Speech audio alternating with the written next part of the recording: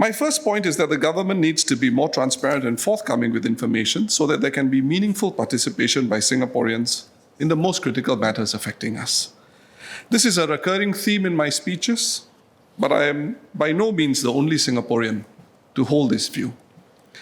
The Straits Times carried an article dated the 19th of February 2024 titled, "Economists Applaud 2024 Budget, but Some Worry About Sustainability." The economists quoted were concerned about the combination of large cash handouts with a lack of information about the sources of Singapore's fiscal strength.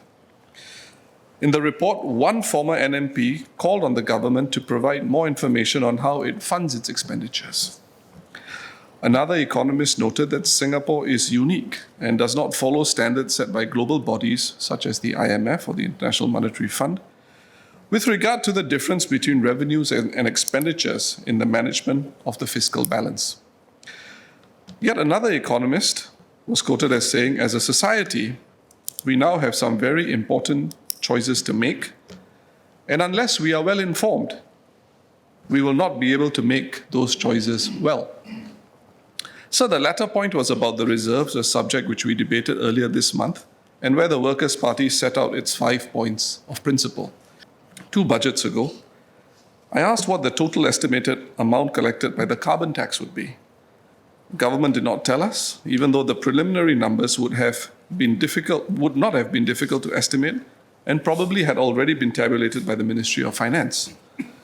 Similarly, in 2016, the government announced a $4.5 billion industry transformation roadmap. No proactive update on how monies were spent on these programs were provided until parliamentary questions were put to the government.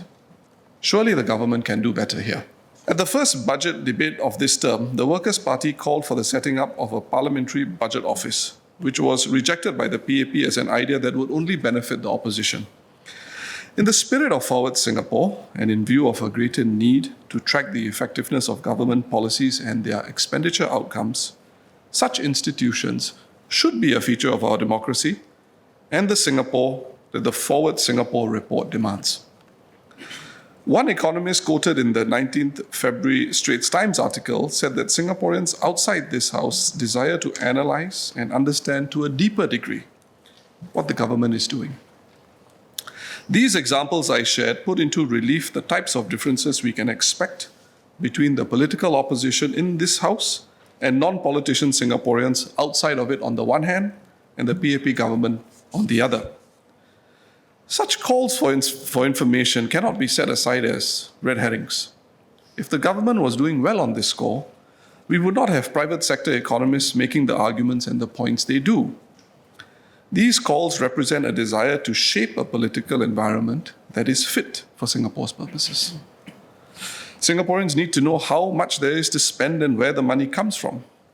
These are basic requirements for having rational discussion on fiscal matters and for realistic alternative visions to emerge. In any democratic society, the government must facilitate such discussions, and it should do so proactively by declassifying more information if necessary. Coming back to the financing of Forward Singapore's goals, the Deputy Prime Minister announced that $5 billion of this budget has been set aside for Forward Singapore policy moves, with around $40 billion to be used by the end of the decade. Will the government spell out these initiatives in view of the commitment made in the budget statement, since some thought appears to have been applied to how much it will take to fund Forward Singapore plans?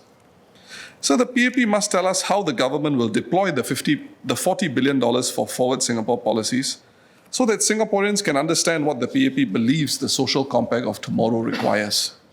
Just as the PAP calls on the Workers' Party to lay out its alternatives, surely the PAP must lay out its proposals too.